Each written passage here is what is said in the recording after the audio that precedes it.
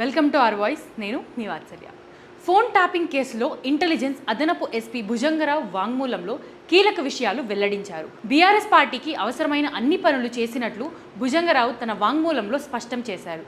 BRS పార్టీకి వ్యతిరేకంగా పనిచేసే వారి ఫోన్లను ట్యాప్ చేసినట్లు భుజంగరావు వెల్లడించారు. మాజీ డీఎస్పీ ప్రణీత్ రావు సహకారంతోనే ట్యాపింగ్ చేసినట్లు తెలిపారు.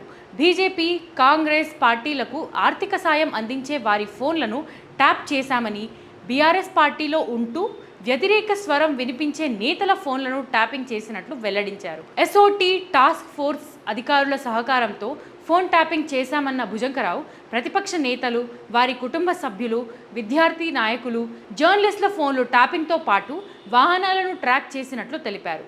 టీఎస్పీఎస్సీ పేపర్ లీక్ కేసులో నాటి మంత్రి కేటీఆర్ను విమర్శించిన ఏ ఒక్కరిని వదలలేదని, ప్రతి ఒక్కరి ఫోన్లను ట్యాపింగ్ చేశామని భుజంగరావు తన వాంగ్మూలంలో ఈ కేసుకు సంబంధించిన వివరాలను వెల్లడించారు. ఇలాంటి మరిన్ని ఇంట్రెస్టింగ్ వీడియోల కోసం ఆర్ వాయిస్ని సబ్స్క్రైబ్ చేయండి. నచ్చిందా లైక్ చేయండి, అందరితో షేర్ చేయండి, కామెంట్ చేయండి.